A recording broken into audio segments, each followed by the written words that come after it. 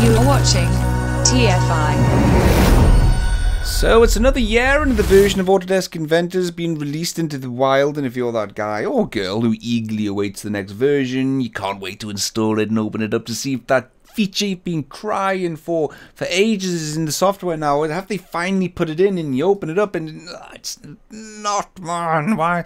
There's still no rev clouds, there's still no something with bolted connections, there's still no something to do with loops on faces. Sorry mate, I did read it, but I can't remember what you said.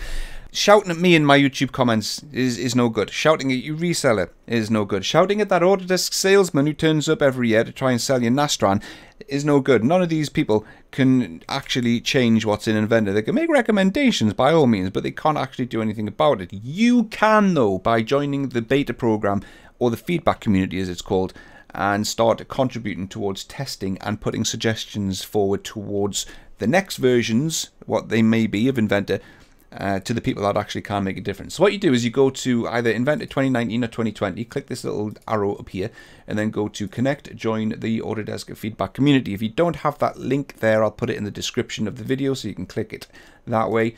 That'll fire up a website, and this works on an application and then an invitation basis. So you've got to fill in a form. Someone will review your form to see who you are and make sure you're not a SolidWorks employee or someone just looking for free software, basically, to try and do a bit of work on the cheap. Just to weed out those kind of people, that's all.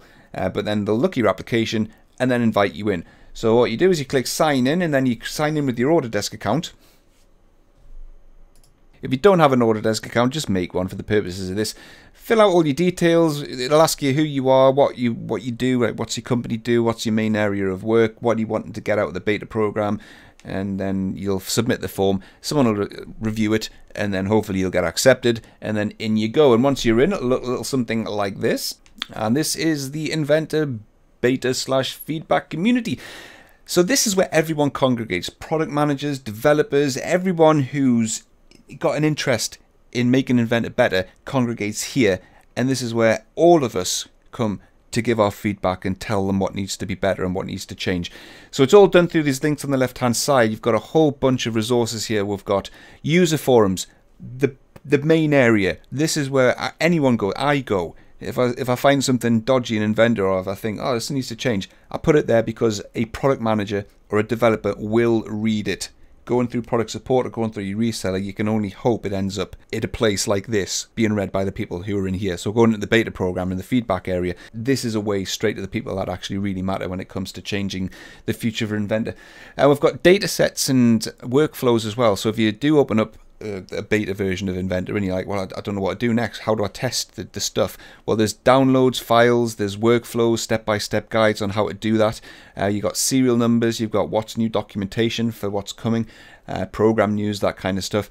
So it's all there. It's all there ready for you to just go. There's no obligation either, although obviously they prefer it if you do test it and you're active, or else it's kind of pointless you coming in here. But there is no obligation, there's no deadlines, and there's no sort of milestones and KPIs, that kind of nonsense. Crucially, this bit's really important as well. Historically, with any beta software, one of the biggest issues with it was installing it on your production PC, because it could contaminate your workstation with unfinished code and nonsense garbage files, potentially. To counteract that, Autodesk have introduced Run Inventor in your browser, which is hosted by Frame, who use Amazon Web Services to deliver desktop clients over the cloud to your web browser. And it works absolutely amazingly. I was massively impressed when I saw this. So it presents you with a number of servers. You find the one with the lowest ping. So for me, that's Dublin, Ireland, because I'm in the United Kingdom of Brexitville. So I click that. It'll fire up a session of Windows with Inventor, all there, all installed. Nothing I need to do whatsoever. And it just opens up in my web browser. And the other good thing about this is, back in the day when you were using beta software, you never knew if you had the latest version of it. So when you wanted to report a bug, you're like, well, maybe it's been fixed since the version that I've got. No, this is always going to be up to date. So if you find an issue here, you know for a fact you've got every right to report it. So there you go. There's Inventor in your browser. It's just as quick as that. It's right there. And it is super snappy, mate. It is so good. I'll open up this assembly. I know it is just a pretty small assembly, but once it's opened up, it is like, I mean, I don't know. I haven't tested it side by side, a regular workstation, but mate, it's like, look at this, right? You activate the orbit command and there's no input lag at all. It's not lagging around, it's not stuttery. It's pretty good.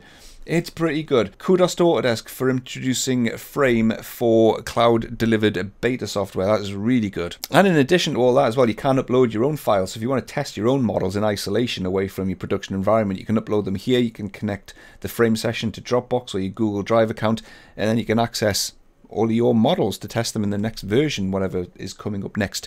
And then when you shut this down, it just goes. The files are all discarded. It's like it never happened. There's nothing left over on your PC. You can do that as often as you like.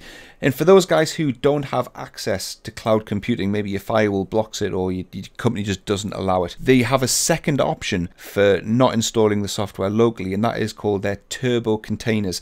So what they've done is they've took the entire application of Autodesk Inventor and packaged it into a single executable that looks a little something like this. It's just one file. It's kind of big, like, because it's the whole program wrapped into one file. But you double click that. I'll not bother doing it. I'm sure you can guess what it looks like. It just looks like Inventor's opening. You see the splash screen, Inventor opens up, and you just use it on your local workstation, but it hasn't installed diddly squat. And then when you close it down, it doesn't leave anything left over. So that's their turbo container delivery method. Very good as well. The third option, you still do have the option of downloading the actual installer files and installing it on a physical workstation like a regular version of Inventor.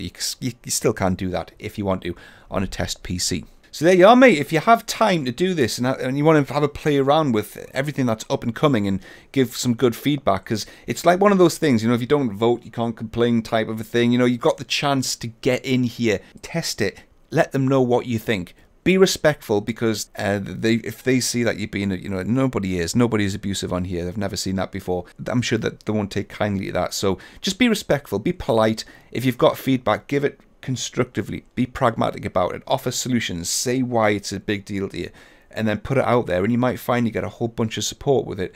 And then that's how things really change. And this is direct into the developers and the product managers who can work on those changes. The beta software as well, it's usually released at a time which gives, if you start on it early enough, there's plenty of time for them to actually work on the things that you suggest. It's not always guaranteed at all, but there is time. Also, you're under NDA when you're on the beta program, so anything that you see in here, any new technology, any new features of the next up and coming releases, you can't talk about them publicly. It is all under NDA, but that's absolutely fine. That's something that everybody respects. It's just one of those things you have to do. And yeah, that's it, mate. That's it. I just thought I'd make you aware of that, because every time I release my what's new video for the next version of Inventor, I get a whole bunch of people saying, how did you get it before it actually came out? How did you know what was coming? And it was because I'm on the beta program. I've known what's coming for about 5 months, 6 months before it actually comes out. So you can as well. I'm not a special snowflake. You can get access to everything that I can get access to as well. Go to those links, sign up if you want to, get your application put in, and then see how far you get with it, mate. It's definitely worthwhile doing if you want to try and make a difference to the future of Autodesk Inventor. Right there, mate. I'm going to knock it on the head there. Thanks very much, and I'll see you in the next one. Toodle.